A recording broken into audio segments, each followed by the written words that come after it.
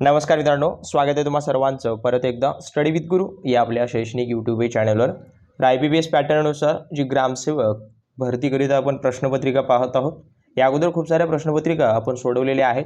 ही जी ग्रामसेवक संदर्भाची प्रश्नपत्रिका आहे ती 15व्या क्रमांकाची आहे. या अगोदर जर तुम्ही प्रश्नपत्रिका पाहिल्या नसतील तर पाहून घ्या. अतिशय महत्त्वपूर्ण प्रश्न आपण त्या ठिकाणी सोडवलेले आहेत.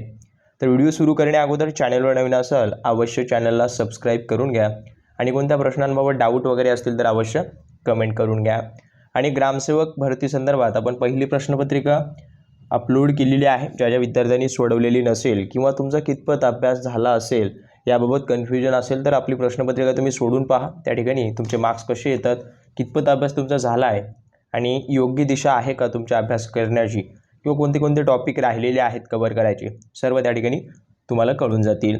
तर पहिला प्रश्न पाहण्या अगोदर ती प्रश्नपत्रिका बाय करून सोडून पहा. पहिला प्रश्न, पंचायत राज पुनर्गठन करण्यासाठी राजीव गांधी यांनी कोणती समिती स्थापन केली? मित्रांनो, पंचायत राज समितीसाठी किंवा पंचायत राज व्यवस्थेसाठी वेगवेगळ्या समित्या स्थापन करण्यात आल्या. सर्व समित्यांची माहिती मी मागच्या व्हिडिओमध्ये सांगितलेली आहे. ज्या विद्यार्थ्यांनी सर्व व्हिडिओ पाहिले नसतील पाहून घ्या. तर याचं उत्तर जे आहे ते सिंघवी समितीची जी स्थापना आहे ही राजीव गांधी यांनी केलेली आहे. आपण बोंगीरवार समिती, राव समिती, मेहता समिती, जेवढ्या काही समित्या आहेत पंचायत राज संदर्भात त्या सर्व समित्यांची माहितीसुद्धा दिलेली आहे आणि प्रत्येक समित्यांची वेगवेगळी शिफारससुद्धा त्या ठिकाणी करण्यात आलेली होती आणि त्या शिफारसीवर सुद्धा प्रश्न विचारण्यात आलेला होता. पुढे पहा, खालीलपैकी कोण जिल्हा परिषदेचा पदसिद्ध सदस्य असतो? म्हणजे समजा तो एखादा त्या पदावर असेल तर त्याला 100% त्या जिल्हा परिषद सदस्य बनता येतं. तर पंचायत समितीचा जो सभापती असतो, प्रत्येक जेवढ्या काही तालुक्यातील पंचायत समित्या असतात त्या सर्व समित्यांचा सभापती जो आहे तो या ठिकाणी या जिल्हा परिषदेचा पदसिद्ध सदस्य असतो. संख्या किती असते आपण हे सुद्धा पाहिलं होतं. हे जे आहे ते संख्या जिल्हा परिषदेची सदस्य संख्या असते.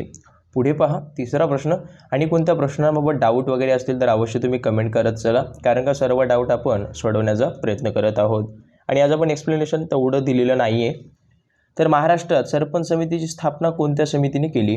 तर महाराष्ट्रामध्ये सरपंच समितीची जी स्थापना आहे ती बोंगीरवार या समितीने स्थापन केली किंवा एक शिफारस दिली सरपंच समितीची संदर्भात.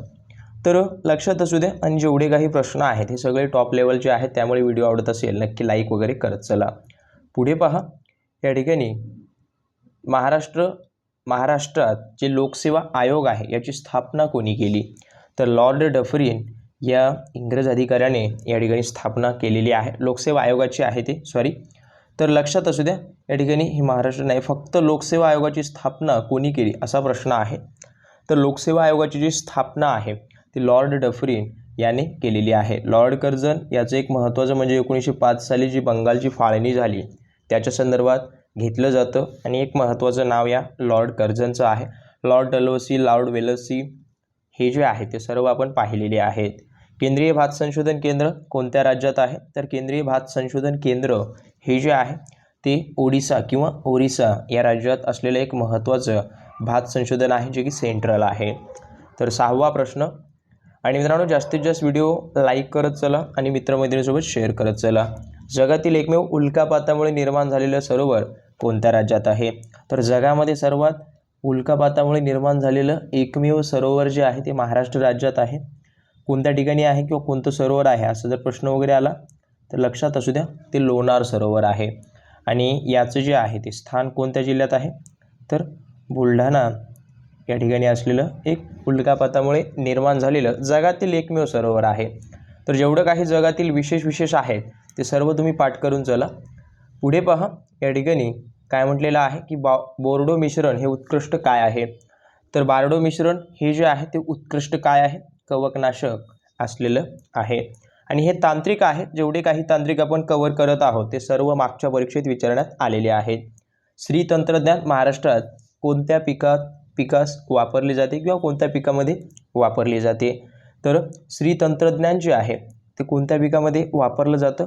तर लक्षात असू द्या भात जे पीक आहे याच्यामध्ये हे श्री तंत्रज्ञान पद्धतीचा वापर या ठिकाणी केला जातो उत्पादन वाढीसाठी, किंवा या एक पद्धत आहे किंवा एक तंत्रज्ञान पद्धती आहे.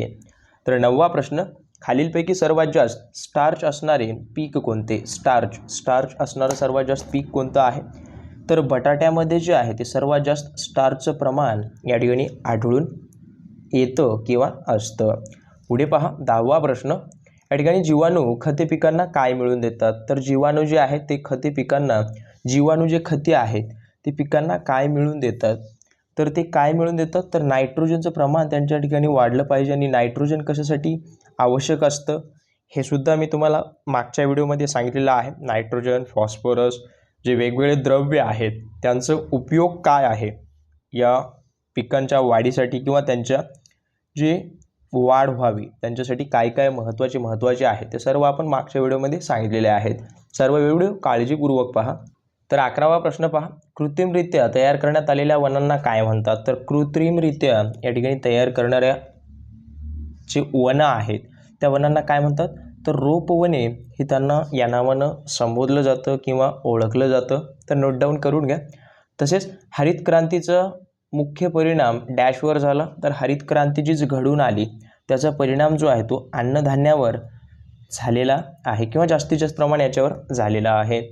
तर लक्षात असू द्या. पुढे पहा 13वा. बोर उत्पादनात महाराष्ट्रातील कोणता जिल्हा अग्रेसर आहे? तर बोर उत्पादनामध्ये सर्वात जास्त अग्रेसर किंवा पहिल्या क्रमांकावर असलेला जिल्हा कोणता आहे? तर सोलापूर आहे. सोलापूर चादरीसाठी सुद्धा प्रसिद्ध आहे. आपण पाहिलं कोल्हापूर, अकोला, अहमदनगर यांच्या विशेषत्वावर त्यांची टोपण नावे सुद्धा मी सांगितलेली आहेत. सर्व व्हिडिओ काळजीपूर्वक पाहून घ्या. 14वा. राजाला राजाचे उत्पादन कसे करावे हे कोणत्या वेदात आहे? तर अथर्ववेदात असलेलं हे अथर्ववेदात आहे व्यवस्थापन. ऋग्वेद जो आहे तो सर्वात प्राचीन या ठिकाणी ग्रंथ मानला जातो.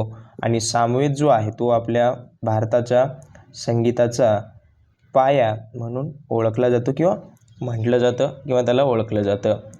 शेवटचा प्रश्न. खालीलपैकी कोणास रोजगार योजनेचे आद्य प्रवर्तक म्हणतात?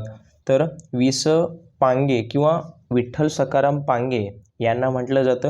वसंतराव नाईक जे आहेत ते हरित क्रांतीचे जनक आहेत आपल्या महाराष्ट्राचे. तर लक्षात असू द्या. शरद पवार हे पाहिलं, वसंतदादा पाटील यांच्या संदर्भात सुद्धा आपण प्रश्न खूप सारे कव्हर केलेले आहेत. तर अशा पद्धतीचे हे जे एक महत्त्वाचे टॉप प्रश्न आज आपण कव्हर केलेले आहेत. व्हिडिओ आवडला असेल नक्की लाईक करा, तुमच्या मित्रमैत्रिणींसोबत शेअर करा, जेणेकरून सर्वांचा याचा फायदा होईल. आणि ज्या ज्या विद्यार्थ्यांनी टेस्ट बाय करून सोडवलेली असेल बाय करून घ्या. बाय करण्याचा मोबाईल नंबर या ठिकाणी दिलेला आहे. त्या ठिकाणी तुम्हाला सर्व माहिती मिळून जाईल डिस्क्रिप्शन बॉक्समधून. तर भेटूया तशाच नवीन व्हिडिओसोबत. अभ्यास जोमाने चालू ठेवा, कारण का फक्त तुमच्याकडे खूप कमी वेळ आहे. काही डाऊट वगैरे असतील तर अवश्य कमेंट करा. तर भेटूया तशाच तयारीसोबत. पाहत आपला आवडतं यूट्यूब चॅनल. धन्यवाद.